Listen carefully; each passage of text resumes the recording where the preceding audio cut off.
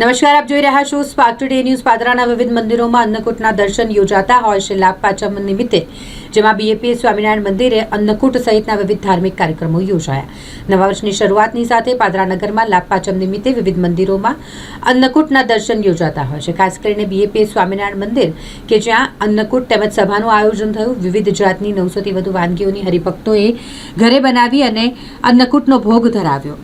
અન્નકૂટ સહિત સત્સંગનો હરિભક્તોએ મોટી સંખ્યામાં લાભ લીધો.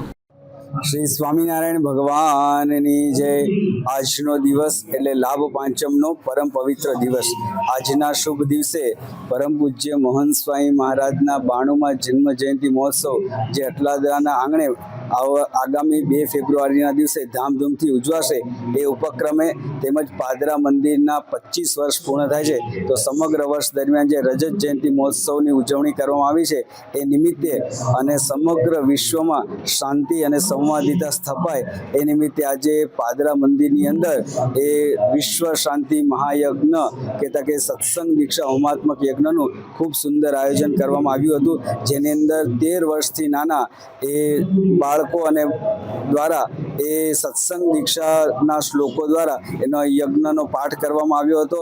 અને પાદરા વિસ્તારના ભાવિક ભક્તો મોટી સંખ્યાની અંદર વહેલી સવારે ઉત્સાહ અને આનંદથી આ યજ્ઞની અંદર પોતે બધા ભાગ લીધો હતો અને ખૂબ પોતાના જીવનની અંદર ભક્તિમય વાતાવરણનો એમને આનંદ મળ્યો હતો. તેમજ અત્યારે આ પાદરા મંદિરના 25 વર્ષના રજત જયંતિ નિમિત્તે ભગવાન આગળ ખૂબ સુંદર એ 920થી વધુ વાનગીનો એ અન્નકૂટ ધરાવવામાં આવ્યો છે અને દરેક હરિભક્તો પોતાના ઘરેથી ભક્તિભાવથી આ વાનગીઓ બનાવી અને ભગવાનને અર્પણ કરેલી છે. સાથે સાથે ખૂબ સુંદર આ પાટોત્સવની સભાનું પણ આયોજન થયું છે, જેની અંદર અટલાદરા મંદિરથી સંતો અને કોઠારી સ્વામી પૂજ્ય ભાગ્ય સેતુ સ્વામી પણ આ સભાની અંદર પધારી અને સૌને આશીર્વચન આપવાના છે. તો આ સમગ્ર દિવસ દરમિયાનના કાર્યક્રમમાં ખૂબ મોટી સંખ્યાની અંદર બધા ભાવિ ભક્તો જોડાયા છે.